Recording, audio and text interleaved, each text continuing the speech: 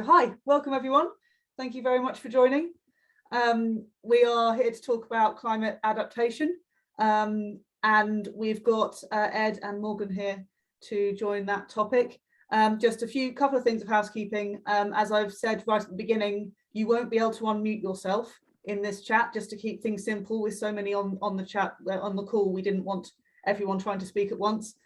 So if you've got anything to say or you'd like to ask a question, please say so in the chat, and Ben is in there and we'll write everyone's questions down, and we'll do a Q&A at the end of the event. So yes, that's how you can talk to us. And the other thing to mention is that this is being recorded. So I guess if you don't want to be recorded, then don't have your cameras on, but actually it'll be us being recorded anyway, and that way you can have a look at it later and share with your friends. Okay, so should we start with a little bit of an introduction from everyone? So Ed, would you like to start? Sure. Hello, everybody. As they now say in Zoom world, good morning, good afternoon, good evening, wherever you are. My name is Ed Carr. I'm a professor at Clark University here in the United States. I was one of the lead authors for Working Group 2 of the most recent IPCC report, and I'm the panel member for Adaptation on the Scientific and Technical Advisory Panel to the Global Environment Facility. Thanks, Ed. And Morgan? Hi, everyone. Yeah, it's good evening where I'm in London. I'm Morgan Phillips. I'm the UK co-director of the Glacier Trust, which is a small climate change adaptation charity that enables adaptation projects in Nepal, in the Himalayan mountain villages. But we're increasingly working to try and raise awareness of adaptation and its many pros and cons. And as part of that, we did a project last year called Great Adaptations, which centered on a book which came out in September, which is a little pocket-sized book which kind of introduces adaptation and talks a little bit about some of the topics. And there's a sort of podcast series to go alongside it with a few interviews on that as well. So yeah, and then I also work 2 days a week for Global Action Plan, which is an environmental charity here in the UK, where I co-lead on the education work. So talk quite a lot there about sort of transformative forms of education as well. Thanks for having me. It's great to be here. Thanks, Morgan. And just to say, those of you who are based around Guildford and know Zero Carbon Guildford and the Zero Hub, the book that Morgan mentioned is one of our books in the Green Read Share library. So do go and have a read, I guess. Just to introduce myself. Hi everyone, I'm Olivia. I'm the odd one out here in that I'm not specifically a specialist in adaptation. My background is I'm an engineer. I'm an energy systems engineer, and I focus on future energy systems, power, hydrogen, all sorts of things. And I have a broader role in engineering. I'm part of committees as part of the Institution of Engineering Technology. So I've got an engineering infrastructure view. And then of course, many of you will know that I've been part of Zero founding and now running Zero Hub and Zero Carbon Guildford, the charity. So I also have a view on community action, and of course a really important part of that should really be adaptation. So I have lots of interest in adaptation, and it will be Morgan and Ed who perhaps are the specialists on the subject. So shall we start by talking about what adaptation is and what we mean by adaptation? I don't know, Morgan, if you want to give your view. Yeah, I'll have a go.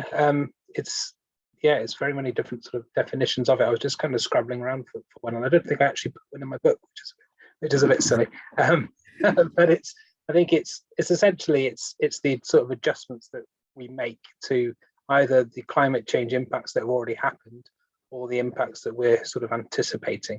And so adaptations can be both sort of conscious things that we know that something's changed, or we know that something's going to change, so we start to adapt our behaviors or sort of our infrastructure and all those sorts of things based around what's actually changed or what's going to change. But it can also be kind of quite subconscious as well, because the climate could change in a way which you're not really noticing. So it might be that you're slowly adapting your behavior to the increasing number of heat wave events you're getting in your country. It means that you've actually making a kind of subconscious adaptation that you're not really recognizing. But a nice example, which I quite often cite, is that if you were a chicken farmer in Bangladesh and your land didn't used to get flooded too often and now is getting flooded more often, you might adapt your agricultural sort of choice to being a duck farmer instead, because ducks can swim. So that's kind of a nice sort of simple way of explaining what adaptation is. But Ed, you'll have a view on it as well, I'm sure. Yeah, no, I think that that's actually really good. And I think what'll just sort of happen in the course of this conversation is if we start to unpack it, you'll start to realize why what seems like such a straightforward thing is in fact incredibly complicated and really, really tricky.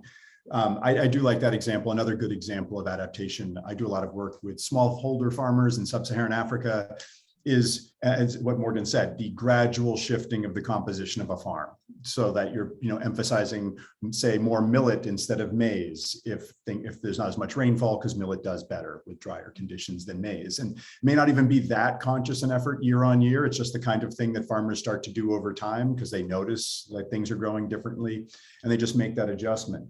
But at the same time, there's also massive planned programs, right? The large, for example, bilateral development donors are all engaged on adaptation. And USAID is currently, the US Agency for International Development is currently in the process of pushing a $50 million mechanism out the door to work on adaptation basically everywhere it works in the world right now. So you have everything from like little community things and even individual things all the way out to massive sort of governmental and even intergovernmental activities that are out there in this arena.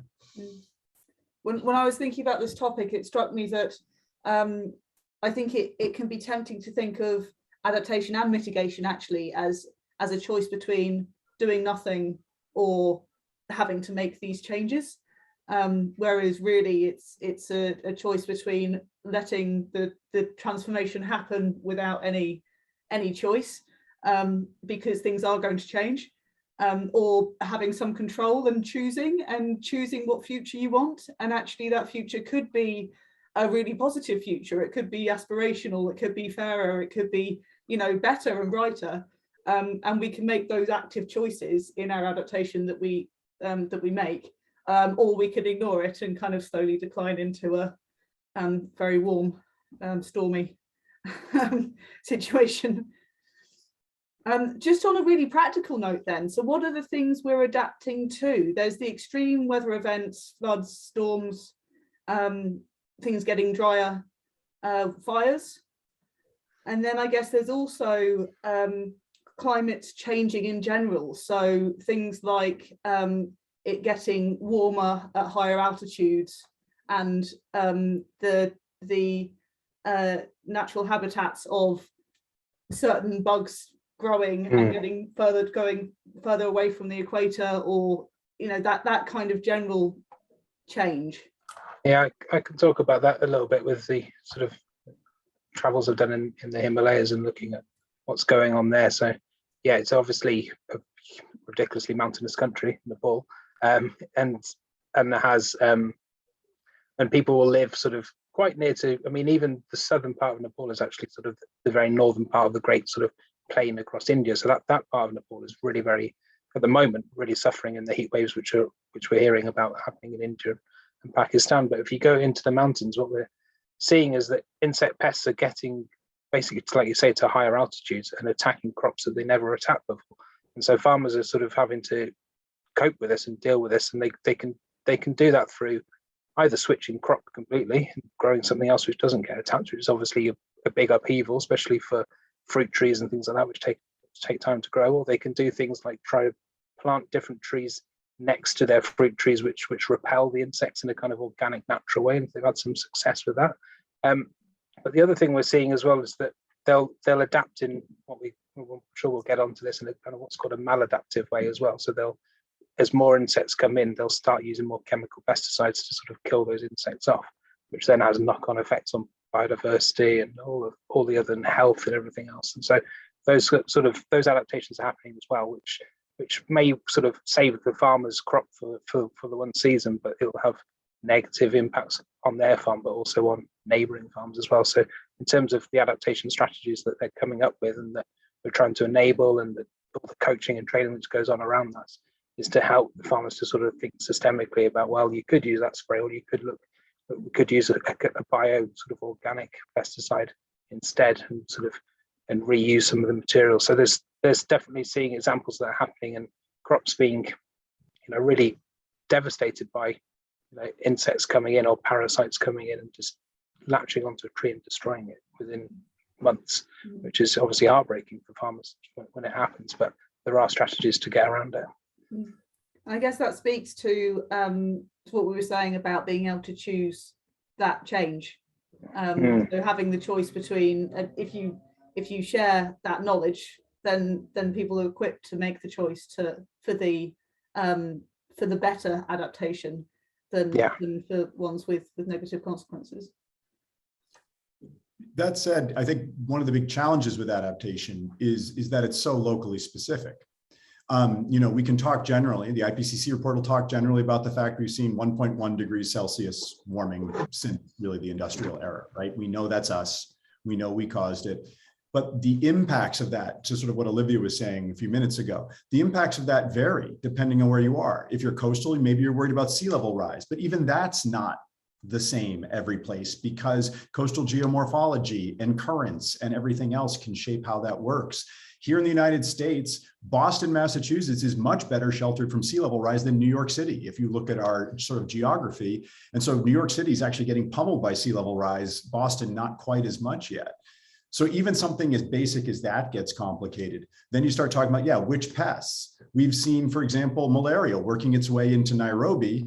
And it's not because mosquitoes can fly higher now, it's because if the temperature drops below 14 degrees Celsius at night, malaria can't gestate inside the mosquito anymore. And that used to be the case because Nairobi's roughly a mile up in altitude. It was cool enough at night that it would drop below that temperature regularly. And now with warming, it's not quite dropping below that temperature anymore. So you're starting to see malaria creep its way into places. And then there's the kind of things that Morgan's talking about in terms of impacts on farms, in terms of pests, but also rainfall. A lot of work I do is in West Africa, where we've seen fairly significant changes, especially in the drier parts of West Africa, in annual precipitation, which is really having large impacts on the ways that farmers can do their work, what they can even farm. And that has radiating impacts throughout the whole region, because farmers don't just feed themselves, of course, they feed everyone around them and they affect the markets around them. I was wondering about the urgency of this. I really feel there's lots of messaging about the urgency around mitigation, because of course every ton of CO2 that we release is going to do damage, and so everything that we can do to mitigate climate change now is a really great thing. Is there a similar urgency with this, bearing in mind we haven't felt all of the effects yet? I'll start on, maybe I'll start this one a little bit. Good. On one hand, the answer is yes. One of the big findings that came out of Working Group 2, I was the author of Chapter 18, which is called Climate Resilient Development Pathways. We basically synthesized everything that had come before in the whole working group into sort of a discussion of how we might move forward productively. And one of the big messages there is, there are still adaptation options everywhere in the world, every sector in the world, but they get less effective and harder the longer you wait. So there is an urgency in the sense that the longer you wait, the harder it's going to be. That said, I do want to point to a flip side that I think Morgan's already hinted at, which is urgency can also become a cover for thinking carefully about what you're doing. And I would just say adaptation does not inherently do no harm. You can actually get people to do things that might actually turn problematic later, or even problematic now in the name of solving a problem later. Big challenge that I deal with in my work, people trying to convince farmers in sub-Saharan Africa to start adapting to problems that won't manifest for 20 years. These farmers are making seasonal decisions, maybe 1 year, and you're telling them to go backward in terms of their production right now for something that probably will happen to them in 20. That doesn't work out for people's livelihoods, and you can actually impose harm and hardship on people in the name of doing something good in the long run. So we really have to think carefully when we're dealing. It is urgent, but we have to think carefully about what urgency enables and doesn't enable. Yeah, and the urgency obviously depends on how vulnerable you are to climate change in whatever Yes. particular situation you're in at the point. Like I live in central London, and I'm feeling the effects of heat waves more in the summer than I was 10, 15 years ago, probably.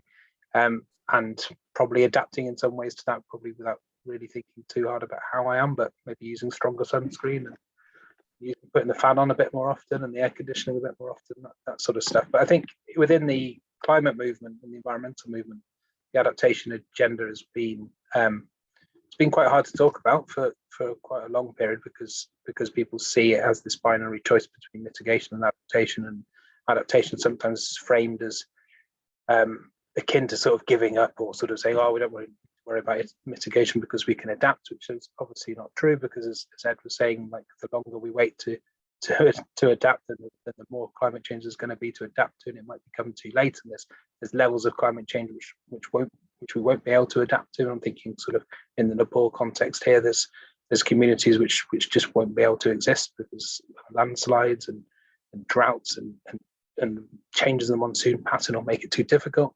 But I think adaptation is now sort of creeping into the environmental and climate movement more now. People are accepting that it's happening, and also, and this is part of why I wrote the book, I think, about the Great Adaptations book, is pointing out, like Ed said, that the adaptations aren't benign. There's impacts to them, and some adaptations can cause more climate change. I mean, air conditioning is the kind of classic example of this. You think about there's examples in the Middle East where they're air conditioning the pavements outside of cafes so that people can stay sat outside, and obviously and burning fossil fuels to do that, so creating more climate change in the act of adapting to it.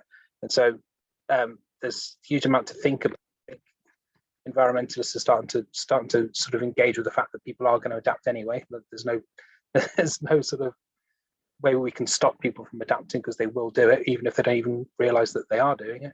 And there's a job then for the environmental movement to work with people to say, right, how can you make your adaptation as low carbon as possible and as socially just as possible, and to have as fewer knock-on impacts as possible. And that's the kind of conversation which is starting to grow, and I think that's becoming an urgent part of the conversation now, is to ensure that the adaptations that are starting to happen, people are planning or already doing, and ensuring that those aren't sort of, people aren't kind of selfishly adapting and not really thinking about the wider consequences of it, or just aren't really kind of in that mindset of actually thinking about knock-on effects and the systemic issues surrounding it. So I think it's becoming more urgent in that sense. And obviously, in some parts of the world, it's becoming incredibly urgent, the need to adapt, and people don't have the resources to adapt. I mean, we work in 4 or 5 different communities in Nepal, and on my journeys from Kathmandu to them, we're passing through hundreds more villages which aren't getting project support and aren't able to adapt. Therefore, those communities are really suffering. So the need to adapt is very much there in a lot of places, and it's intertwined with all sort of the need to develop as well, and the need to sort of reduce people's vulnerability to climate change in other ways. So it's certainly very urgent in some places and becoming more urgent in others. I think is a general way of talking about it. I really want to emphasize what Morgan's talking about in terms of justice, because that came up in a very big way for the working group in the IPCC. The real question, maybe I'll just slightly rephrase some of what Morgan was saying, just to emphasize it really, right? Whose problem are you solving? I think that's a really important question to be asking. And often we forget to do that. And one of the reasons we forget to do that is because, and this is something we said in the report, we have not been inclusive enough in who we've brought into the conversations around adaptation up to this point. Very often, adaptation has been governed by experts, people like me, who may not actually live in the place where the adaptation is being undertaken. Or even if it's community-based adaptation, what part of the community got to participate in that decision about what's the problem and what's the solution? So even at the community scale, or even some of my work has demonstrated within households, you can get very inequitable outcomes around things like adaptation if you're not paying attention to these sorts of questions. And that's both a political / philosophical / moral question, but it's also an efficacy question. If you're only addressing a fraction of the population's challenge, or maybe you're not addressing the most urgent challenge, you're just addressing the loudest group or the group you're most familiar with, you're unlikely to actually achieve your goals in terms of adaptation and in terms of achieving anything resembling a just, sustainable future. So I just think it's important. I just really wanted to emphasize what Morgan was talking about, because I think it's such a critical point. Yeah, it's a really good point. So I think on that then, what do we think that adaptation could look like? And it strikes me that adaptation it's a huge topic, but it looks very different if you think about it on an international, global scale compared to national, compared to community, right down to individual people and areas. So yeah, we talk to that a little bit. So in terms of what it can look like, I mean, it's very specific to the location. So maybe I should talk a little bit about what we're doing in Nepal, just to give you a flavour of the sort of strategies there. So in those sort of hill communities, the kind of the classic sort of terrace landscape, and they'll grow millet and rice and just general kind of like sustenance crops, and they're very traditionally very low food security. They don't really have any commercial farming, so they're just subsistence farming. So there's a need there anyway to develop economically and socially, so that those communities have, they're able to raise taxes to be able to have hospitals and schools, for example. So there's a need for economic growth within those communities. And so while they're doing that, while they're looking for ways to kind of commercialize their agriculture, they need to do that in ways which is both adapting to the climate change that's happening now, but also anticipating the change that's going to come in the future. So some farmers will have land at sort of 3,000 meters, and then they'll have some land at 2,000 meters, and those different sort of geographies then, or there's different altitudes, means you can grow different crops in those different places. And so working with some agricultural specialists, we've helped to enable these communities to develop what are called agroforestry resource centres. So the agroforestry is obviously kind of the farming of trees, is a kind of a simple way to talk about it. So it's looking at how can they transition from growing just rice and millet and maize and those sorts of crops to actually growing trees in a layer farming method, so that you can also grow vegetables sort of below it, and you can grow banana trees above it, and you can have this agroforestry. And so the adaptation is that through doing that sort of agriculture, you're both kind of, and this is where the kind of the mix between mitigation and adaptations kind of merge together, because those trees will absorb carbon as well. And they'll also create a cooler microclimate in those villages as well. Like, it's really, really noticeable when you walk across a field of a rice paddy field where it's fully exposed to the sun. Then you go into a forested area, and you can feel it's cooler and just a nice environment to be in. So there's that kind of adaptation part of it. But what they're doing through doing this is able to commercialize with crops like coffee and hazelnut and macadamia and those sorts of things. And so they work as the agroforestry centre, which is community led and has a board of sort of a governing board, which includes as many different demographics in that community as possible: male, female, old and young, etc., able-bodied and not. And they work together to then form cooperatives, so they can start to sell these products to markets locally and internationally, and then through that development, they're able to then do things like reinforce paths, which might be more vulnerable to landslides now because of the deluges of rain that they're getting. Instead of the kind of steady rain in the monsoon period, you get a deluge of rain which causes landslides. But because they've been able to earn a little bit of money, they can reinforce the path behind their house so it doesn't have a landslide behind the house. And that's a way for them to adapt. So by developing the community economically, it's able to then have more resources to be able to afford its own adaptations and not be reliant on kind of aid from outside to create those adaptations. So that's kind of some of the adaptation work that's going on there. But we also sort of work as well to sort of help people to capture rainwater, because the rainfall comes now in like real torrential downpours, and then there isn't any for 2 weeks, and it would just run off. It would kind of cause loads of soil erosion, and they wouldn't be able to use it, and then the crops would suffer. But just by helping people to get the initial small bit of plastic they need to be able to line a pond, they can harvest the rainwater and then they can use it. And it's just introducing these sort of simple technologies to help people to then be able to grow more crops, which they can both improve their diets with by having a more varied kind of kitchen gardens going on, but also have a bit of crops to sell, so they can have some surplus income, which they can then put to use either for adaptation strategies or just, for improving their life in many other ways and to develop. So yeah, that's just some examples of what's going on in Nepal around this. And I can throw in maybe a quick example as well, because I think it opens the door to another question. And actually, I'd be really interested to hear Morgan reflect on a little bit.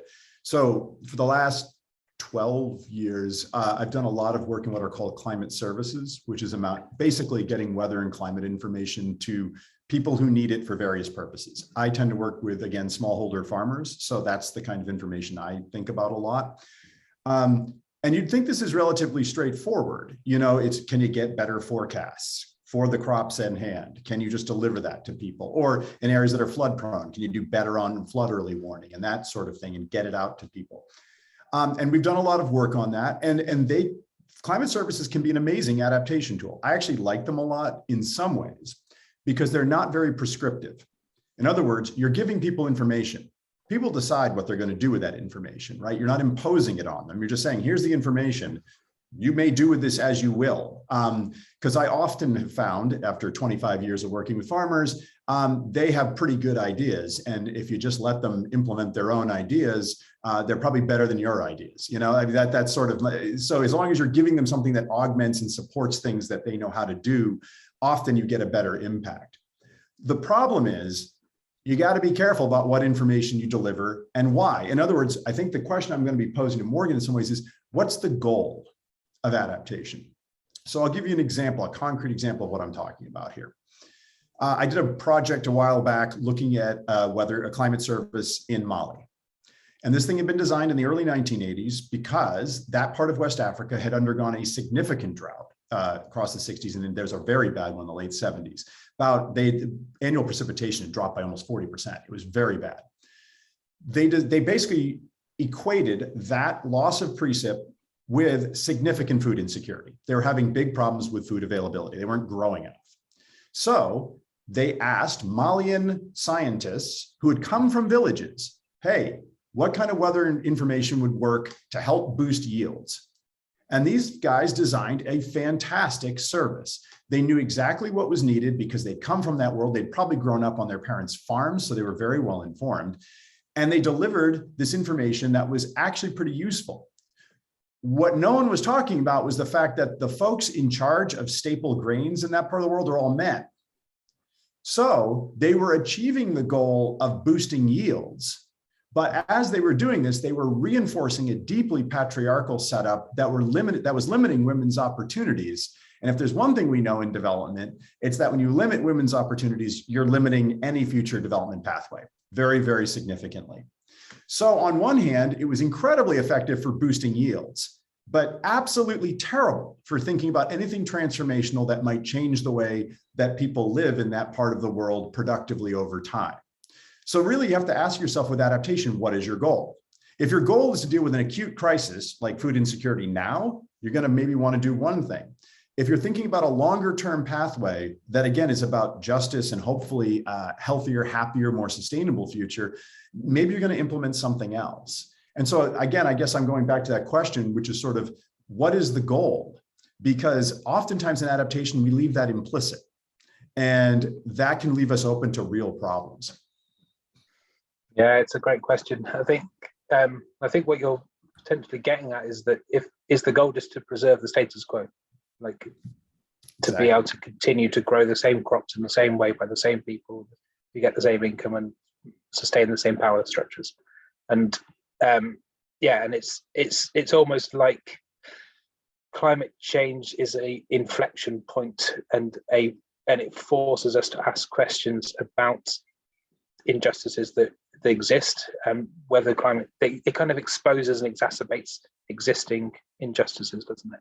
And so when we think about, right, what's the adaptation strategy, is it going to be an incremental one where we just sort of try and deal with the incremental change in temperature increase overall? Let's just get through the next 10 years and keep everything as good as we can for the next 10 years, and then we'll let people worry about what happens after that themselves. Or do we say, actually, there's lots of things in this society which need to be transformed anyway, And if we're going to be transforming, if we're going to be adapting to climate change, let's do it in ways which can either leave the door open for those transformations and not close them down, or actually through the strategies that we're doing to enable them to have that transformative effect. So, I mean, I don't want to wang on too much about just the project work we do, but one of the real core principles of the community there, and that they recognise, is that in setting up a new institution like an agroforestry resource centre, it's really important to say, right, let's make sure that the gender balance exists, because for too long men have had the power over what goes on, and actually women are doing most of the work and have most of the expertise, because quite often the men are migrating seasonally to the cities and stuff for work. And so it was kind of, well, we want to improve the gender equality in these communities, so let's take the opportunity of setting up this agroforestry centre as an adaptation strategy. Let's take that opportunity to improve the gender balance. And so that's a way of instilling that kind of shift that we're looking for, that transformation in society, which we need anyway. So yeah, it's a great question, and I think it's one really about power, isn't it, Ed? I think that it's obviously people who have power want to keep power, and that means that they are more interested in how we can adapt in ways to preserve the status quo, whereas actually that might not be the most sensible thing long term, because it might lead to a bigger collapse in the future if you continue those power structures in the way that they are. That's maybe a bit of a rambling answer, but it's a great question, Ed. I think it's about using the resources we have really well. And actually, if we're only going to use a subset of the community to give us ideas and to make change happen, then it's going to limit the amount of change that can happen. But if you use people of all genders and all races and all castes and all physical abilities and, you know, neurodiverse people and everyone that you can possibly get to input into ideas and to help make change happen, then it's going to happen in a better and more inclusive and more complete way. So I think it's just a really vital part of really effective adaptation. I agree. I was just gonna say really quick, I agree. And one other thing is, you know, I really want to emphasize, because adaptation is so locally specific, and I mean really local, it can go down to the individual sometimes. People do often have ideas, not universally, but I have to say, 25 years between myself and my lab, I don't know, we've talked to like 2,000 farmers, something like that, years of ethnographic work, that kind of thing. I have yet to run into a smallholder farmer in sub-Saharan Africa where if I posed a scenario to them that said, if you had an extra $100 equivalent, if you had an extra 3 of whatever the animal is that they are raising in that area, if you had an extra hectare of land, and you just pose it to them and say, what would you do? They can game that scenario out, and they don't game it out in one season. They can run it out for you over years. They know what that extra investment would be. And so to your point, Olivia, you want to engage all these different people because they're going to have different scenarios depending on what you're doing. So you don't want to think about imposing change on people, because that I think can be taken the wrong way, and imposing transformation on people, that just does not work out. It's about, and I think Morgan, you said this earlier, it's enabling, it's creating space for transformation to happen and creating opportunities for people to transform their situations. I think that tends to lead to more effective outcomes most of the time. Every once in a while, I say to folks, every once in a while you need a seawall. Usually that's not a great idea, but sometimes you just need a seawall. And so sometimes you can impose stuff, but very often you really have to find ways to elicit and to enable, you know, and if you're doing that kind of work, you're going to be just better at this work. We've talked quite a lot about examples around agriculture, and I guess that's it's a really good tangible example. I'm wondering if we can talk a little bit about urban adaptation and what that can look like.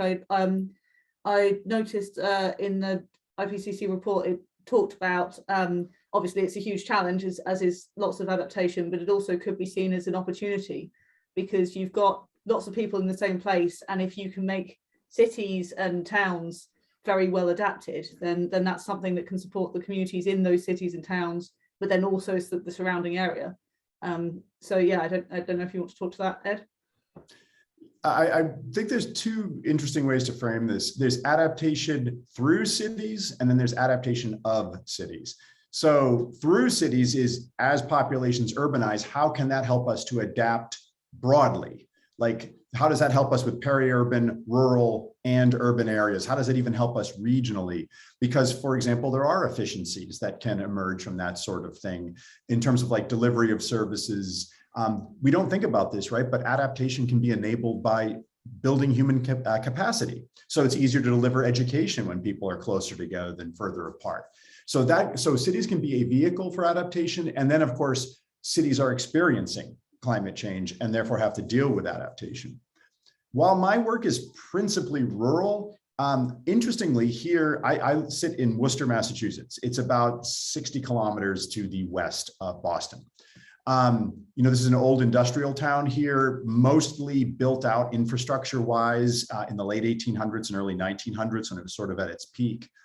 And what's been very interesting to watch here is our stormwater system failing now, because the precipitation regime has changed and we have far too much impermeable surface and the pipes to move the water simply aren't large enough. So I sit, frankly, in a quite comfortable neighborhood that floods every time we have a 5-centimeter rain event. And when I say floods, I get a meter of water down the street. I mean, like, you can kayak down my street if you'd like. And this is not in a poor and problematic city in the US. This is in a pretty well set up place.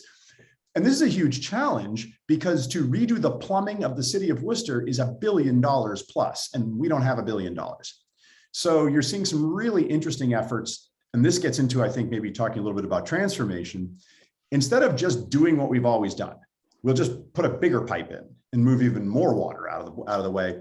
How do we transform things like land use? How do we get more trees and more permeable surface in place upstream in the watershed so we don't have all this water running down into the stormwater system? How do we avert some of those costs?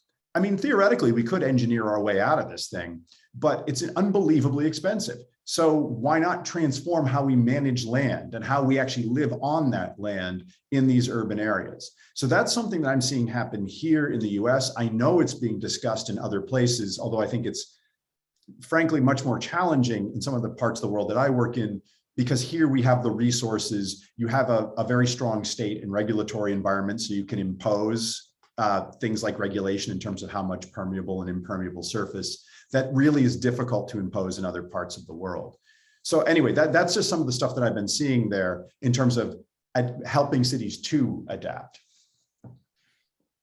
And Copenhagen is a great example, isn't it, of dealing with stormwater and the drainage system and the permeable services they put in. But it's obviously one of the wealthiest countries in the world, so it can afford to do it. So it's, as an example, it's a nice one to look at, but maybe aspire to, but probably not realistic for the whole world. And I think some of the adaptations that I came across kind of in the urban context when I was researching for the book, they're not necessarily good ones, but there's some of the ones which are happening are things like cool rooms being set up. So I think they started in Seattle was the first place, but I came across it in Paris in the 2019, I think, huge heat wave that hit then.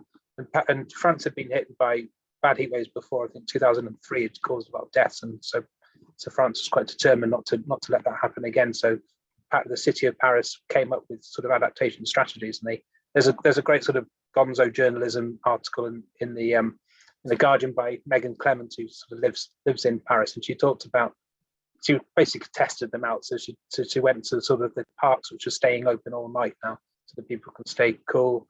And she went to some of the kind of the water fountains of people which are just being, the more and more of them are being built so that people can go and just hang out in the water to stay cool. But then she also talked about visiting these cool rooms, which is in the kind of the really old traditional municipal buildings, these sort of great architectural town hall type places where because people's apartments and things were too hot and they didn't have the air conditioning, they were actually inviting especially more vulnerable people to come and just all share one air conditioning unit rather than all be at home with 10 different air conditioning units. So it kind of lowers the carbon footprint of the air conditioning by sharing it, but it's also a kind of community space where people can gather around a shared sort of source of coolth rather than warmth. You know how people used to go to public houses to sit around the fire together so they wouldn't have to burn their own fuel. So it's the kind of the similar thing happening. And then there's other bits, obviously the architects are obviously thinking about this a lot and thinking about which way buildings are pointing and sort of how much glass they're using and trying to create reflective surfaces and trying to find ways to air condition buildings without having to use loads of electricity to do it, so to try and keep buildings cool. That's happening. And then the other point which Ed is kind of making at the beginning about cities as transformation and people moving, as adaptation, people moving to them.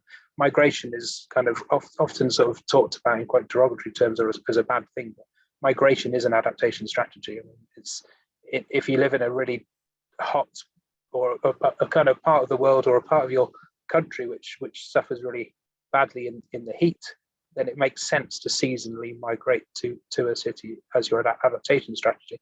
With but being able to return home again to sort of farm in the time of the year where it's possible, where it's actually able to be there. So how do we create cities so that they can cope with that kind of transitory population of people sort of coming and going, and for that to be socially accepted, I guess, as those kind of patterns of migration not to be seen as a problem but actually a solution.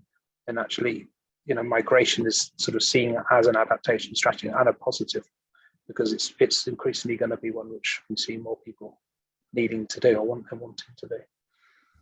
And Morgan, I'd just say really quickly, I was part of a really huge consortium that involved the University of Southampton there, the University of Exeter, several folks, a lot of really talented folks there, looking at deltaic areas, large deltas, and exactly what you're describing, migration as an adaptation, and all the things you just pointed out, right? Not just people moving, which of course is its own form of adaptation, but when they move to cities, if there are opportunities there, they can send resources back, which then allows for other kinds of adaptation to happen in place as well. And we did look at that, and basically, and we looked at this in Bangladesh, we looked at this in Ghana, we looked at this, oh gosh, where else were we? We were in a whole bunch of different places. Oh, India. There was not a place where it was net negative in terms of an adaptation. So to your point about this mindset that moving people is a problem, it's not. Net, it seems to be a very effective adaptation, but we just have this mindset about if people are made to move, that must be bad. Well, maybe not. And I think we need to be careful about that perception. Absolutely. I think it's critical that we, the framing of migration within the whole climate change discussion. The other one I wanted to bring up, which, and I can't remember all of the details exactly, but it's an Australian study, I think they did it in Sydney, called Cooling the Commons.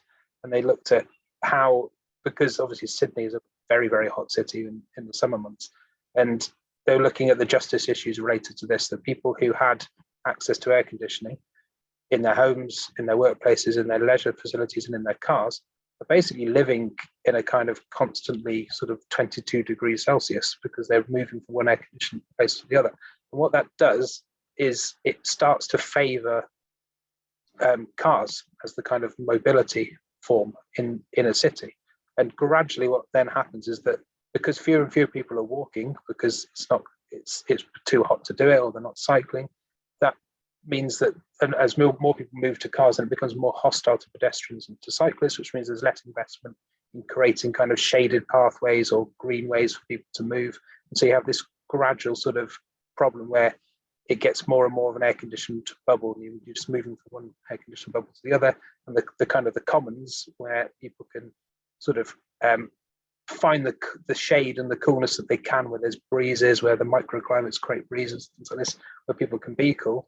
Those are they're not being sort of invested in or funded, and so they're deteriorating and they're disappearing. So the movement there is to try and cool these common areas, and so that people can actually adapt in low carbon ways and not have the need for air conditioning. So there's quite an interesting justice issue there, that people get kind of forced out of they can't afford to be air conditioned constantly, and so they end up being on the back foot compared to people who can have a greater advantage because they can work in a cool environment and therefore prosper further. So yeah, that was an interest. Cooling the Commons, that's called. And by cooling those areas, are we talking about planting trees and creating shade and creating architecture such that breezes are encouraged to flow through and things like that? exactly that sort of thing, and fountains and these things like these cool rooms and cool spaces. So you can have indoor shared facilities which are cooler, like any sort of common area, and making that cool in the obviously the least carbon intensive and ecologically intensive way that you can. But it's a design sort of thing, and in an individualized society, you're less likely to have that because people are just going to go, well, I'll just jump in my car and I'll go to the air-conditioned cinema for my leisure instead of going to the park, for example. Yeah. I think I want to turn the conversation to slightly less positive topics. Apologies for this, but we've mentioned maladaptation a couple of times, and I think it is a really interesting topic. So I guess first, can we define what we mean by maladaptation? I'll give it a shot, and then Morgan, you can clean up the mess if I have. Now, maladaptation has been it's a concept that's been floating around actually for at least 15 years, but it really rapidly has gained traction, and it's shown up in a big way again in the most recent IPCC report. Basically, there's really two pieces I think of when I think of maladaptation. One of them is just ineffective projects, right? You spend money and a bunch of resource, you go in to adapt to something, you don't achieve the adaptation goal, but you've wasted that limited resource, you haven't actually accomplished anything. Then there's maladaptation, which either compromises people's ability to adapt or exacerbates one of the drivers of the problem that people are trying to adapt to, or even introduces a new vulnerability. And thus people end up more or less worse off somehow, or some segment of people end up worse off than they were before the adaptive action was taken. That's broadly speaking, when I'm thinking about maladaptation, how we took it up, that's what we were thinking about. And I'll just say quickly, the reason that we took it up is there's a real question about adaptation effectiveness right now. We've spent quite a bit of money on adaptation, although Morgan's quite right, especially in the 1990s, early 2000s, it was sort of a political no-go zone to talk about adaptation, but that has really changed dramatically over the last 15 or so years. And we've spent quite a pile of money. I mean, the Global Environment Facility that I work with probably spent an aggregate about $10 billion-ish on adaptation, and is set to spend another 1.3 billion over the next 4 years. And that's just 1.3 is the direct dollars. They tend to leverage about 6 to 1. So we're going to spend about $7 or $8 billion over the next 4 years on adaptation. We can tell you exactly what that money was spent on. There's very good accounting on this. We can tell you what happened on the ground. We can't tell you if that actually helped anybody adapt, because we have not been gathering the right data. Most adaptation implementation has not been set up for the kinds of monitoring and evaluation and learning we need to do. So there's a huge data hole here. We have a giant amount of money with very little data, mostly case-based, that focuses on whether or not something actually worked. And as that case-based literature has gotten bigger, one of the disturbing things we're seeing is an awful lot of adaptation actions have at least some maladaptive outcomes. Maybe not completely, maybe they work for some people really, really well, but other people end up experiencing some kind of maladaptive outcome. And so this is really of rising concern for us. We cannot say, because we don't have the data, we can't say what percentage of projects are maladaptive or what number of people have been affected in that way. We just know it's definitely out there, and it's big, and it's lurking, and it's got us extremely concerned. And I'll maybe leave that there and talk about what we can do about it in a different setting. I'd be interested to hear Morgan's reaction to all that. Yeah, I think you defined it pretty well. I think just to recap here, it can be a maladaptation can have a negative impact on the person who's trying to adapt because they haven't thought through all the consequences of the adaptation strategy they've chosen. So they might, I'll go back to agriculture, they might choose a crop which they thought would be okay in 10 years' time, and it turns out it wasn't, and they've wasted a whole load of money and time and effort on growing something which wasn't the right thing to grow. But then there's also maladaptations that can happen, which can have collateral damage for people nearby. So we talked about seawalls before, like a seawall might block the sea from coming into one part of the city, but it might disperse the water somewhere else, and someone else gets flooded, and so they get the consequences of it. And then there's the maladaptation, the sort of global scale of burning fossil fuels to power air conditioners, causing more more climate change in the process. I think there's the measurement thing is baffling and really so hard to get your head around, isn't it, in terms of reporting on it in an international level. I think at a local level, you can kind of have it on a project by project basis. You know, are we adapting, and are there knock-on negative consequences of what we're trying to do, and to try and work this out. But obviously that's hugely resource intensive to really do the sorts of depth of study that you need to do to really pick up all of the sort of, because it's a chaotic system, that you know all the complexity of what happens when you do a strategy. But there's also, like we said before, that you know adaptations aren't benign, and everybody's making these decisions there's a kind of a tolerance limit, isn't there, of, well, we'll put up with a little bit of maladaptation because the net impact is going to be positive, and that's the kind of trade-off that's always going to be made, and it's how much maladaptation can we put up with for the positive and the transformative forms of adaptation, which is normally a case basis, and you might never know either the full impact of your adaptation choice. Yeah, and we're back to justice, because who experiences that maladaptation? Yeah. Right? Exactly. And often the people experiencing it are the ones that don't get measured, don't get looked at, don't get spoken to. And as a result, we find out later indirectly that they experienced that. We may not even notice it in the moment. Again, we're back to who gets to be in that conversation. It's just very, very important to have that broad group of people in the conversation at the outset, or else the risks here get very large. Yeah, I guess that's quite global. So for us, looking at the world from our perspective, particularly those of us in Surrey in England, actually we should be looking much more globally about the impacts of what we're choosing to do, because actually what we choose to do here might have a broader impact somewhere else in the world. So we do really need to look global as well as local. Yeah, we're in an interdependent world, right? I mean, we're all linked together. But I mean, I think you really want to look for those connections everywhere. You want to look in your community, right? Because you could be displacing something right onto your neighbor without realizing you're doing that. But right, also the choices you make will radiate through these systems that link us all together all over the globe. And sometimes those are very tenuous and distant connections that don't have much of an impact. And other times it's very complicated and you end up having quite large impact someplace else that you didn't anticipate. So that's right. We have to start paying a lot more attention to those interconnections. Yeah, and this is why we're kind of really, we talk about like the need to talk about adaptation, and especially within the environmental movement where it still doesn't get talked about that much really at all.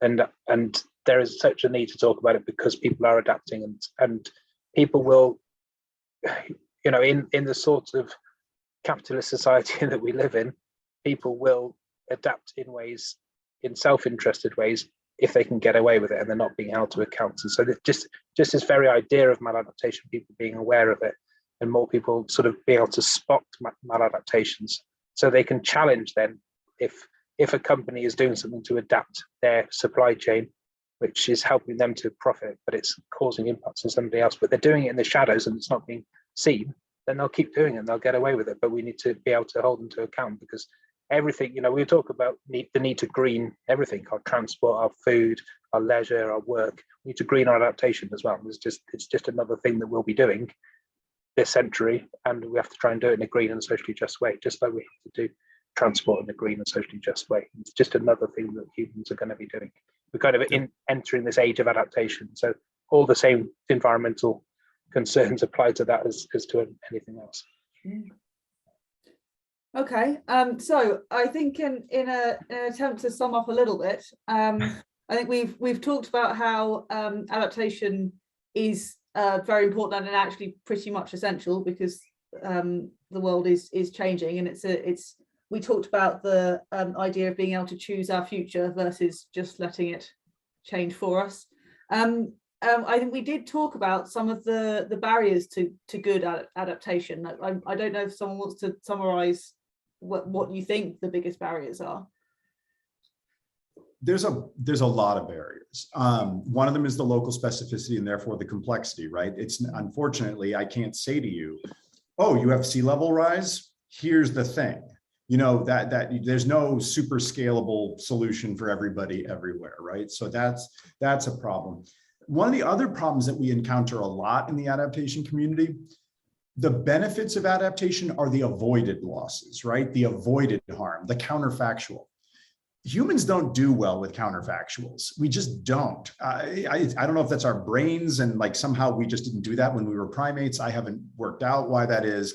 But like explaining to someone all the bad things that didn't happen somehow does not motivate people the same way as, here's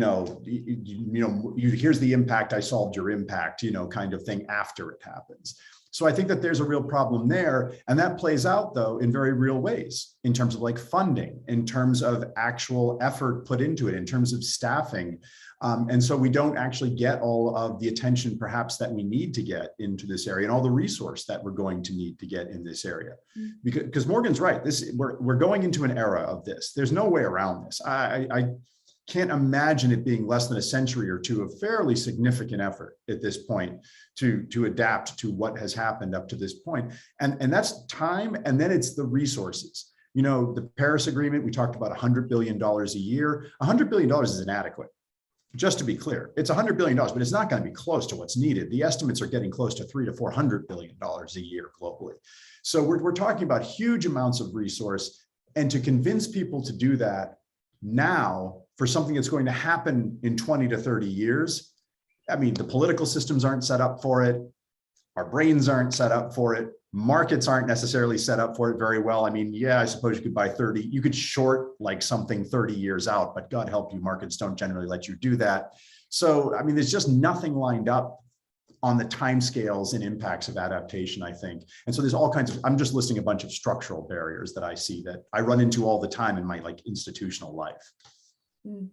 I wonder if we can try and then finish this on a slightly more positive note, or at least a more tangible note. I realise we've got 60 or so people on this call. As individuals, what do you think they can do, should be thinking about? It's a big question. I think raise it. I think about, in your workplace is, are depending on where you work and what you do, like, are you resilient to the climate change impacts that are already happening and the ones which are coming? And does your organization have an adaptation strategy? If not, raise it, talk about it with your seniors, with your boards, with your customers, talking about the need for adaptation to happen, and to start to have the conversation and to involve as many stakeholders as possible in the sort of adaptation that's going to come about. So I think it's going to be a collective effort, adaptation. I think at an individual level, I think, yeah, it is on a really practical basis. It is long-term planning of your life, where you're going to live and what sort of building you're going to live in, and and what sort of community are you going to be in? Is it going to be well adapted? And what do you need to do to ensure that it is? And that's, I'm sort of in the process of moving from the city to a rural area, and part of that is driven by climate change and the fact that London is becoming a quite hard place to live in the summer, in the heat, and actually wanting to be other reasons for moving, but climate, and in choosing somewhere to live in West Wales, where I'm moving to, is, we looked at the long-term forecasts of sea level rise and where would be safe and what roads might get blocked if there's flooding, and factoring those things into the decisions that we're making about where we want to sort of set up home. I want to pick up on the community point to bring in Zero and Zero Carbon Guildford. So obviously we've got this community, right?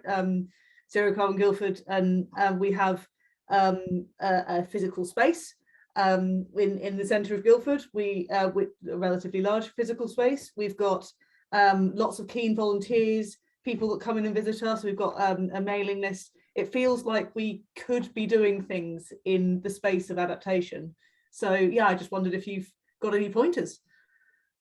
I mean, I will, first of all, everything Morgan said, I second all of that. Olivia, I really liked your point earlier about thinking about interconnections as well. When you're taking individual action, just try to trace out, how does that individual action fit into the systems that you participate in every day? But I also have a different answer entirely to everyone. It is fantastic if people want to take individual action on this. However, the thing that we are facing the most, and this was very clear in the report, I feel very strongly about this. The biggest challenges we face are structural challenges, massive structural challenges. Morgan alluded briefly to the global capitalist system. I swear we have got to talk about this front and center for most of what we do. You all may have noticed my country apparently is a failed state. So, you know, that's not good news for anybody if you look at us as a democracy right now. This is not, we're not working out very well here. I would argue, perhaps, for those of us who live in the wealthiest countries in the world that are at least quasi-functional democracies, voting is probably the most important thing you can do. Thinking about who your elected representatives are and how you hold them to account around these sorts of issues. Because in the end, they're the ones who will be writing things like regulation. They will be the ones writing your country's budgets and therefore where money gets spent. They're the ones who are going to shape markets in ways that, yes, consumers can, but regulation does that faster and sometimes much more aggressively. So in a lot of ways, again, I'm not saying people should not take individual action. I think it's fantastic. I'm not moving, Morgan, that's a heck of a move, but I am doing my own kinds of things here. But voting to me is just so important. And if you have a group that works together on that, that is something I think that really is something as a group that you can have significant impact for. So I guess even broader than that, there's of course voting, but there's also writing to our MPs from a UK perspective, writing to our members of parliament, campaigning corporations. So there's the change the system group of things that we can try and do. One of which is of course voting and paying attention to the policies of the people we're voting for. I'd go even a little bit further than that and talk about, you know, there's an increasing number of citizen assemblies setting up in the UK in towns and cities, and pushing for those to happen and being part of the, be one of the volunteers who can help make the citizen assembly happen. There was one in Warwick. It ended up being during one of the lockdowns. They had a big consultation about whether to raise the council tax as a response to the climate emergency, or the declaration of the climate emergency. And in the end, they had a citizens assembly with 30 people representing all different walks of life in what is probably a quite unequal society in Warwick, to come up with recommendations to take to the council. And the more that those sorts of things are happening, you don't need to wait for permission for things like that to happen. Like NGOs can set up their own citizen assemblies and make them happen, and come up with recommendations to force a change in the political system and to drive democracy beyond it being just about voting, because democracy is far deeper than that. And one of the most inspiring examples I've come across is in Rojava in northern Syria, and I won't go into all of the detail of it, but the Make Rojava Green movement is amazing what's happened there. In the vacuum that was created by the civil war, they've taken the ideas of Murray Bookchin and Abdullah Öcalan and actually created an eco-feminist, decentralized democracy, which is transforming the society and the environment there. They're transforming the agriculture, transforming the gender balances, transforming education, all while also fighting a war. It's pretty incredible what's happening there, and that is an example of really decentralized democracy in action, which is transforming people's lives and improving the resilience of that community. And if that works in the Middle East under all of the pressures that they're under, that model could spread to other parts of the Middle East, and then further is a hope, if it doesn't get crushed by, you know, the powers of capitalism, which are bearing down on them all the time. But there's huge kind of potential there. We talk about transformative forms of adaptation, and that is, for me, a transformative form of adaptation. They're not just adapting to climate change; they're actually transforming the democratic system in which they're existing to actually create a better one, which is also adapted to climate change. Yeah, it's about choosing the future you want to have for your community. Yeah, great. So I realise we're already a little bit over, so I wonder if Ben wants to reveal himself and come and help us with the Q&A, if he can. Whilst he's sorting that out, I don't know if you guys have any summing up or anything else. Is there anything you came here to say that you haven't said yet? No, this was actually really great. No, I think we ranged our way through a whole lot of stuff over the last hour and change.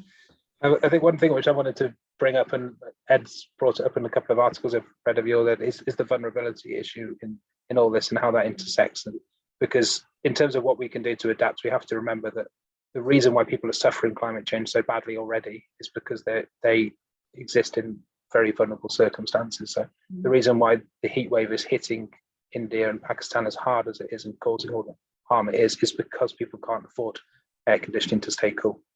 And that's because of inbuilt vulnerabilities and the structural inequalities that exist in the world. And so talking about that system change, a big part of being able to adapt to climate change is having resources to do it. And the more vulnerable you are, the less likely you're going to have the resources, which is part of the reason climate change exists in the end, because in the powerful global north countries where we can insulate ourselves from the impacts of climate change quite well, we don't see the urgency because we're not as vulnerable to it as people who are suffering from it. So it's always worth talking about that vulnerability. That's a really good point. I believe Ben now can speak to us. Okay. Ben? Yeah, so we had some quite interesting questions. I'm going to sort of mash some together and paraphrase them a little bit, I think. One of the ones we've spoken about maladaptation and capitalism a fair bit. I think Morgan, you raised a really interesting example of sending money back, and well, actually it was before that, but talking about reinvesting the money back into protecting pathways that are used for getting crops out, do that side of things. Ultimately, can we manage to adapt enough to all of this if in our current system, right, that isn't what happens in our communities, especially in the global north, right? What happens is all that money gets sent out of our communities to big corporations and already rich shareholders, business owners. Is there any chance of us managing to adapt to this enough without having a complete overhaul of that through, remodeling our economic systems, that side of things, without starting again from the ground up? Have we got any hope in the current system, basically? There's always hope. I think but I agree with you. There needs to be a fundamental transformation of the economic models that we're living under, and to address inequality in a really powerful way. Because there's estimates to say that we're using 70% more resources than we should be if we want to live within the world's limits, and reducing your material footprint by 70% is huge. Like that won't happen without huge transformations in the way that we live and goals that we have and the aspirations we have and the lifestyles we lead. And that has to happen at a systemic level, because it's very hard for an individual to sort of step out of the system and kind of go and live in a cave and give up all their friendships and their family ties and their work ties and all this and the culture that they live in. But the whole thing has to shift. And there's the great Naomi Klein phrase. It's like change. We're going to either going to change or we're going to be changed. And I think this is a point Ed has made several times, I'm sure, that transformation is happening, is going to happen, but we have an opportunity to shape that transformation, and that's what we need to do. And it's a huge transformation, and people find that scary. But I was thinking about this earlier, just before this talk. People find like the idea of the world being completely, or their country or their town being completely transformed is quite daunting. But think of what the world was like 20, 30 years ago compared to now. It's been radically transformed. It's very, very different. And think about when you travel from your country to another country, and that country is very different. You're experiencing a transformation. But you were okay when you got there. You found great things there, and really great things to get stuck into and interested in, and different ways of living. And that's a transformation that we went through. So we get daunted by it, but transformations are happening all the time. So I think it's about sort of helping people to see that those transformations can be really positive. And that often means visiting other parts of the world which are different to the way that we live, because then you can actually visualize what a transformed world looks like. And for me, one of our big messages, and this was an IPCC message, but it's also personal, transformation is hope. It's not fear, it's hope. Yeah, and we've said this a couple of times. It's been said here, and Morgan just referenced Naomi Klein's version of it. That's right. It's not a question of transforming or not transforming. It's a question of, do we choose transformations and manage them, or do we get transformed? Which one do you want? Because that's your choice now. The get transformed one doesn't tend to play out so well for us, right? Reactive is rarely the right way to go. But that means if we're choosing transformations, that means we're talking about where do we want to be? Where do we want to go? What kind of a world do we want to live in? And then moving toward that. And so that doesn't necessarily, transformation doesn't mean worse. Transformation means different. But it also means different, perhaps in a way that's much better than where we are, certainly more just, certainly more sustainable.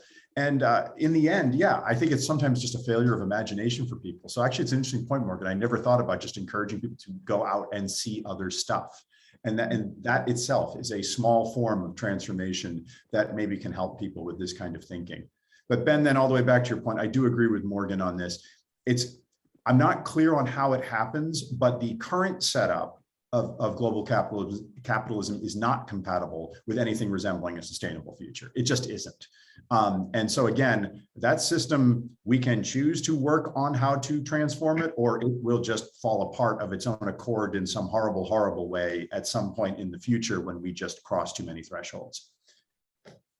Yeah, and one of the questions was, corporations doing enough on adaptation, and what should they be doing? And then that obviously raises the question about, well, why are they doing it? What is their end goal? Is it just to keep protecting profits, or is it to actually help protect the future of the planet? So have you got any sort of decent examples? I'm sure they're pretty rare, few and far between, but are there any good examples of corporations working on sort of a proper transformational adaptation style strategy?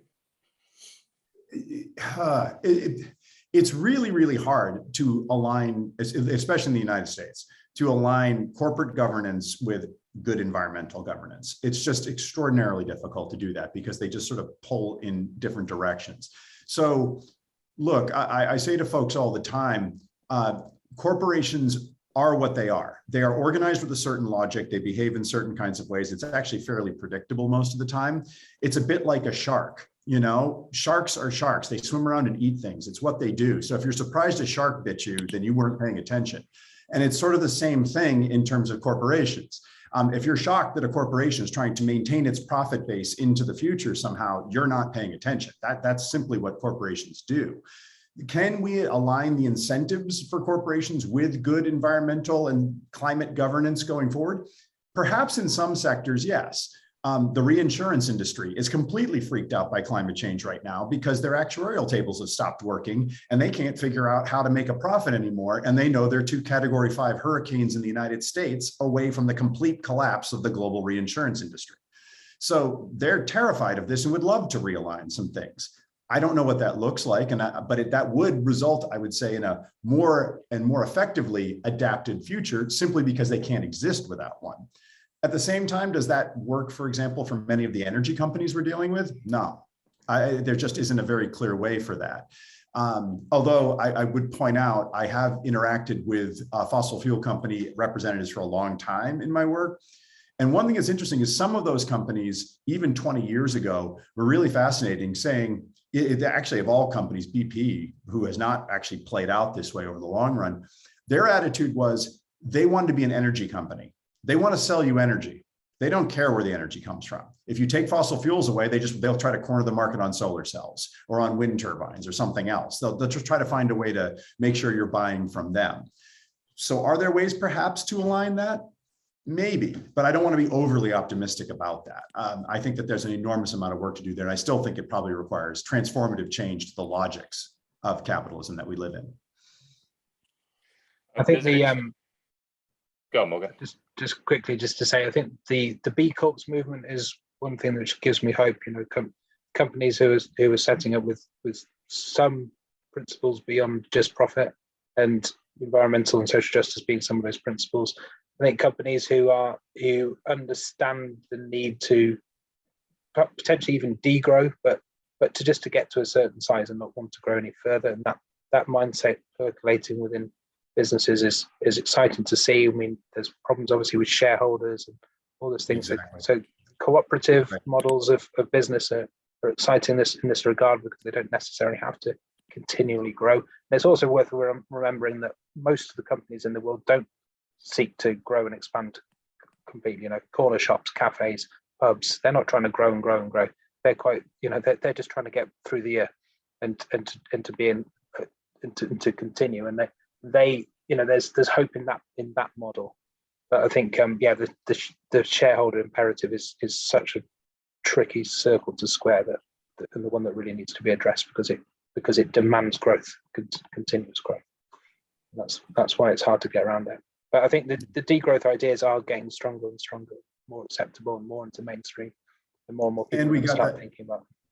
Yeah, and we got that into the working group 2 report. We actually have a short discussion of degrowth that actually shows up in chapter 18 and somehow got through the governments. I'm still shocked it got through approval. Yeah.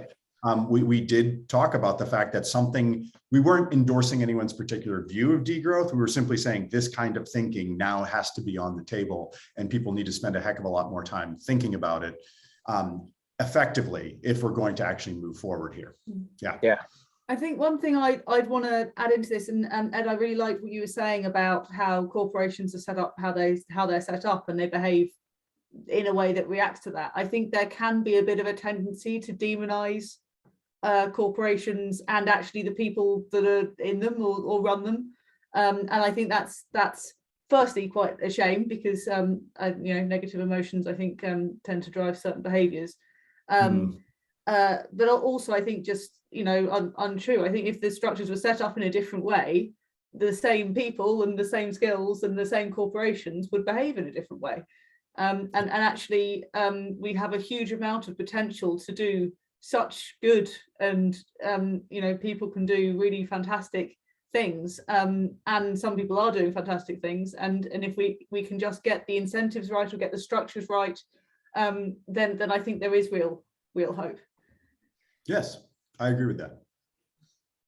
We've got an interesting question here. Is there a mindset against adaptation adoption because it means we failed at mitigation and people aren't there yet? I think it's an interesting thing to think about. I think the flip side is also kind of true. I did a chat with Cadence Roundtable a couple of years ago, and my sort of thought was, if you're already thinking about adaptation, you've probably gone down quite a long journey of thinking, well, actually, pretty much everything I've got to this point because I feel like everything we've got to try and dig us out is already failed. It's what got us into this situation in the first place. So now's the time to start looking at adaptation instead. So it's a tricky balance, isn't it? It's sort of, I guess it goes back to that hope, that balancing the sort of realism with optimism, really, which is kind of what we try and do at Zero, really, is we're not sugarcoating the future we've got in store, but also, doom and gloom is showing itself to not necessarily connect with most people. So there's got to be a lot of hope in it. So yeah, I guess the question kind of comes down to how do we sort of open more people's eyes to the fact that, but both of these things have to come together. We can still aim for the best, but plan for the worst. Does that just come back down to community and the messenger being, peer-to-peer relaying of the situation we're in? How do we actually get this across that it's such an important thing to start looking at? I think my first response to that is that it's a real privilege to talk about the choice not to adapt, in that there are people and communities in the world that can't help but adapt because it's already hitting, and maybe it goes right back to the where we started in our conversation around this urgency question of actually, even if we do the best we can right now, climate change is already happening and will continue for a bit, and actually we need to do both. So I think this isn't so much of planning for the worst, it's choosing the transformation, which both Morgan and Ed have talked about in previous answers. Olivia, I really appreciate what you just said there, because I think even there was a time where people, that Ben, the way you phrased that question, that was in, I think Morgan brought this up earlier. That's why early on people didn't necessarily want to talk about it. But I mean, that was a spectacularly privileged position to say, more or less, yeah, you guys can keep experiencing the impacts of this, but for political purposes of protecting mitigation efforts, we're going to pretend that isn't happening to you, more or less. That was an enormous justice problem. And the other issue here is we can walk and chew gum at the same time. This isn't hard. You can do both. However, one thing we called out in the IPCC report is the need to think about this all as one big package, climate resilient development. You have to think about mitigation, adaptation, and sustainable development as one big set of things. And that may seem obvious, but in the world of policy and implementation, these live in three stovepipes. They have their own funding, they have their own policies, they have their own incentives, and they're very often programmed completely in parallel. So you could have a mitigation project happening right next to an adaptation project, and they could be offsetting each other because they're doing dumb things that cancel each other out because no one's thought of this in a joined up sort of way. So there are justice reasons to do it. And again, we're back to efficacy reasons, why we want to line all of this kind of stuff up. And that's, again, I guess a kind of a critical point here. Justice and efficacy, these are not things that work against each other. They're the same thing in a lot of this space. And I really want us to pull that together and stop acting like justice is additive to everything else we're doing. It's central to what we're doing. If we do it right, these things all come together. I think it's a really important perspective. From the power and energy perspective, because as I said, that's my industry. We need to change the way we do energy in the world, because the way we do energy is part of the problem. So we need to mitigate, and that means we need a real transformational change, and we're undergoing a real transformational change in how we sort out energy. But whilst we're doing that and we're building that new infrastructure and those new systems, we need to build in the resilience and the adaptation at the same time, so that we are building the whole thing that doesn't add to the problem, but also can survive the consequences of what we've locked in. Yeah, cool. Well, it's getting close to either dinner time or tuck-in, so we'll close with one more question. Well, first of all, got Sinetha on the chat just saying it's really welcome and refreshing to hear climate justice being mentioned in the recent IPCC report, and from the clear buy-in that you've got for centering that in everything that's going on, Ed. So I think quite a few of us here have sort of come from a community organising perspective, and we've had a few questions in the chat. So to sort of close on a sort of community side of things, really. Obviously with Zero, what we're looking at doing is trying to reach out in a fairly conservative town to the whole community to try and engage those people that typically have obstacles, so that we can build an action plan that does put, our most vulnerable residents at its centre, and I guess try and have projects that sort of sneak some of this under the radar, so they can look at ways that we can both mitigate and adapt at the same time, but that actually sort of restructure how we live and work through, less consumerism, through share schemes, urban agriculture to deal with food shortages, and other methods to deal with collapsing supply chains, that side of things. But yeah, what's a theme that kept coming up is, what are some sort of grassroots examples that we might have, and what should communities be doing to build resilience? And I know that's obviously really difficult to answer, because it entirely depends on where your community is, both geographically and where they're at in terms of organising, really. But has anybody got any good examples of what's sort of really working at the moment in terms of this? I'll just go quickly on this. I think, and it's a bit of possibly a change of tack in the conversation here, but I think when we're talking about transformation, this is putting my educator's hat on a little bit. Quite a lot of the transformation that needs to happen needs to come from the inside and then out again. We're actually talking here about deep shifts in people's values and their worldviews and their beliefs.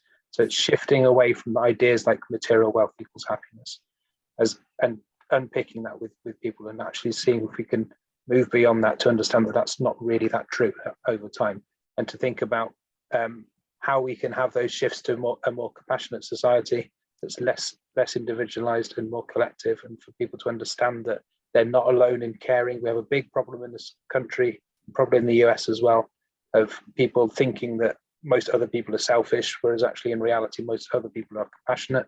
It's called a values perception gap, and if we can break that down, then that can really empower people to think that change is possible, because they can see that they're not alone in worrying about these things. They can understand that other people are caring about this stuff. So I think quite a lot of this transformational stuff needs to come from a values lens. Actually, and something to look out for on this, some of the work that's really inspired me on this is Karen O'Brien and her work on the 3 spheres of transformation, where she looks at a personal sphere, political sphere, and I can't remember the other one, but there's three spheres, and it's actually it's at the personal level where we can see the deepest change, where we can actually see these shifts in values happen. that's where you'll get the biggest shift. And that really is about communities coming together, understanding each other and what's important to them, and having those deep conversations about life. And there's a bit of a change of tack.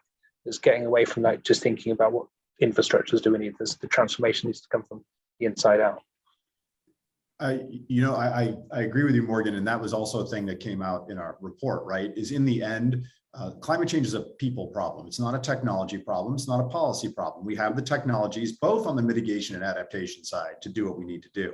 We know what policies would work in a lot of contexts too. We're just not doing that stuff. And that's a human problem. I also agree with what Morgan just said. I think most human beings actually do care about their neighbors, about the other people in their community. And this goes to something Olivia was talking about, those connections we have to other people. When you can see how your decision, so here in Worcester, one of the challenges we have, there are parts of our city, obviously like any city, we have inequality. Some of the most challenged parts of our city by the impacts of climate change, which includes flooding in the urban heat island, are some of the poorest neighborhoods in our whole city and some of those vulnerable people in our whole city. But the thing is, people here in where I'm living in the city don't necessarily understand how paving their driveway enhances flooding that then ends up in that neighborhood and wrecks somebody's house. And if you can show them how their decision hurts somebody else, they'll take another decision because they do care. They don't want to be the person that hurts their neighbor. So I think that just showing people how we all fit together into this and how our decisions aren't just about us, getting out of that individualistic frame and saying, we can make other decisions that help other people. I think that most people, not everybody, but most people would be motivated by that. But we don't tend to frame it that way. We don't present it very well that way. And I think that that's part of a changing conversation that needs to happen. I think if we need evidence about how communities care about each other and care about the future of the community, I think Zero is a really good example of that. We have 100 or so volunteers, and we give up our time and energy to put into this enterprise. So I think hopefully we'll be able to really leverage that to start having these kinds of conversations. Yeah, and I think we're really lucky because we've got Tim Jackson and Centres for Understanding Sustainable Prosperity based in the exact same location we are. So a lot of that sort of degrowth stuff ties into it really well. But I think those two things really go hand in hand, is how we look at, you know, as Morgan said, transforming from coming from within, from within ourselves.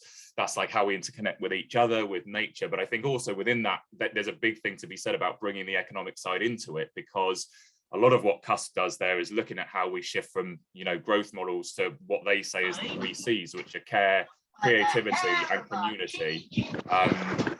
Sounds like it's bedtime already in Morgan's house. And I think, yeah, those 3 C's I think are really important, with the community being, you know, central to it as well. That if you can start having these conversations and really changing how you interact with each other, I think, yeah, what else can we do really? I think it's, you know, it's the thing that is within all of our power to actually start doing that when some of us feel a bit helpless about it sometimes. So it's a definite good step to take, is get out there and chatting to people about it. Yeah. Okay, I think we've reached time. So this was a really interesting conversation, and it happened to be in front of a few people that was filmed, so that's fine. And thanks everyone for your participation, for all your questions. I could see that the chat's been going, so I'll catch up on the chat afterwards, and we will work out how to share the video so that even more people can see it. But yeah, just a massive thank you to Morgan, who I don't know if massive thank you to Morgan and Offspring, and also a really massive thank you to Ed for coming and being part of our event. Yeah, I hope you all enjoyed it. Thank you for inviting me. This was really fantastic, and I really had great questions, great conversation, and yes, the chat really has been going. It's been something else to watch. Thank you, everyone.